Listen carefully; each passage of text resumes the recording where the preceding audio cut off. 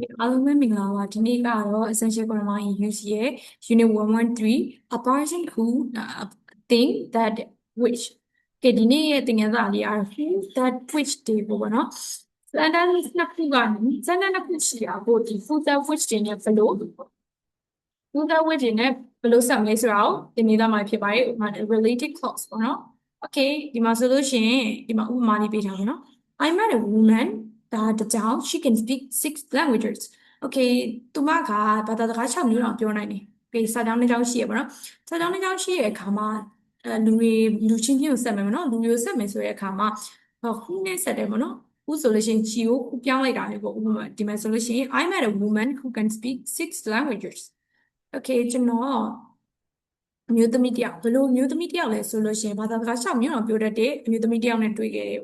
နောက်တစ်ခုက Jim was wearing a hat ဒါကစာတမ်းကြောင့် it was too big for him အဲ့ဒါကဒုတိယစာတမ်းဒါကဒုတိယစာတမ်းနောက်ဆိုလို့ရှိရင်တော့ဒီ it ကိုဘာနဲ့ပြောင်းလဲဆိုလို့ရှိရင်လူပုဂ္ဂိုလ်တွေဆိုလို့ရှိရင် who နဲ့ဆက်ပြီးတော့နောက်ထပ်အရာဝတ္ထုတွေပစ္စည်းတွေဆိုလို့ရှိရင်တော့ that ဒါမှမဟုတ် which နဲ့ဆက်မယ်ပေါ့နော် okay ဒီမှာဆိုလို့ရှိရင်လည်းပထမဆုံး sentence မှာကthatနဲ့ဆက်ထားပြီးတော့နောက်တစ်ခုမှာ which နဲ့ဆက်ထားပြီးပေါ့နော် okay ဒီမှာဆိုလို့ရှိရင် Jim was wearing a hat that was too big for him Jim ကအုတ်ထုပ်ဆောင်ထားရပါတော့ဘယ်လိုအုတ်ထုပ်လဲဆိုလို့ရှိရင်သူ့အတွက်အရင်ကြီးနေအုတ်ထုပ်မျိုးဆောင်ထားတယ်နောက်က Jim was wearing a hat which was too big for him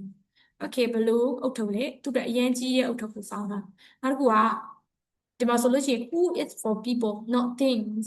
who ကလူပုဂ္ဂိုလ်ရဲ့အတွက်ပဲသုံးတယ်ပေါ့နော်ဒီမှာဆိုလို့ရှိရင် a thief is a person who steals things အthief တကူဆိုတာဘယ်လိုလူတစ်ယောက်ဖြစ်တယ်ဘယ်လိုလူမျိုးလဲဆိုတဲ့အခါမှာပစ္စည်းကိုကိုယ်ရလူမျိုးပေါ့နော် okay do you know anybody who can play the piano မင်းတရားကိုသိတာဘယ်လိုလူမျိုးလဲဆိုလို့ရှိရင်ဒီ piano တီးတတ်တဲ့လူတစ်ယောက်ကိုသိတာပေါ့နော်နောက်တစ်ခုအနေနဲ့ကတော့ the man who phone didn't give his name the man လူတစ်ယောက်သူဘယ်လိုလူလဲဖုန်းဆက်ခဲ့တယ်ဒါပေမဲ့သူရဲ့နာမည် name မပေးထားဘူးနော် the people who work in the office are very friendly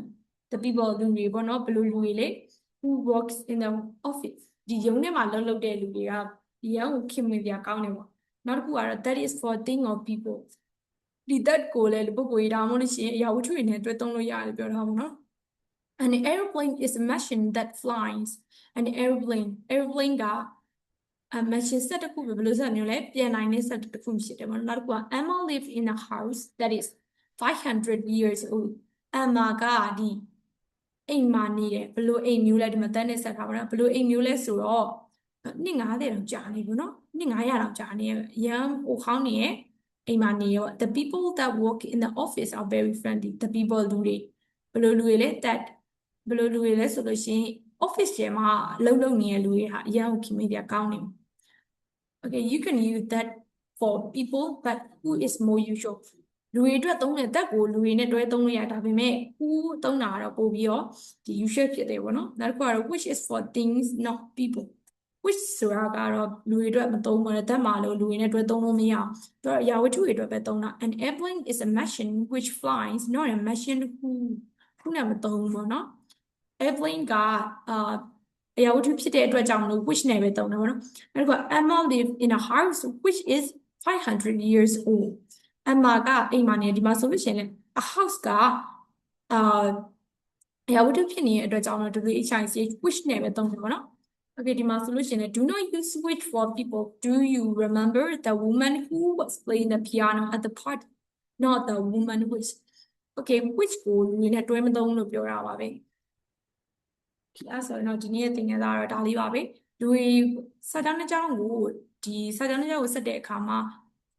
who that which တွေနဲ့ဘယ်လိုဆက်ရမလဲဆိုတာကိုဒီနေ့နားလည်မယ်လို့မျှော်လင့်ပါတယ်လူတွေဆိုလို့ရှိရင် who ဒါမှမဟုတ် that နဲ့ဆက်လို့ရတယ်ပေါ့နော်ဒါပေမဲ့ who ကတော့ပုံ usual ဖြစ်တယ်okay အရာဝတ္ထုတွေကိုပြောမယ်ဆိုလို့ရှိရင် that ဒါမှမဟုတ် which နဲ့ဆက်တယ်ပေါ့နော် okay အောက်မှာတော့ exercise လေးပါပါတယ်အားလေးတစ်ချက်လောက်လုပ်ပြအောင်နော်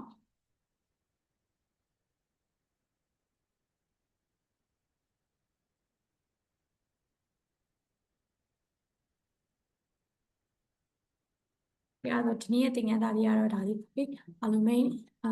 nexus အားလုံးပဲကြည့်စုပေးတဲ့အတွက်ကျေးဇူးပါအားလုံးအတွက် nexus ပါ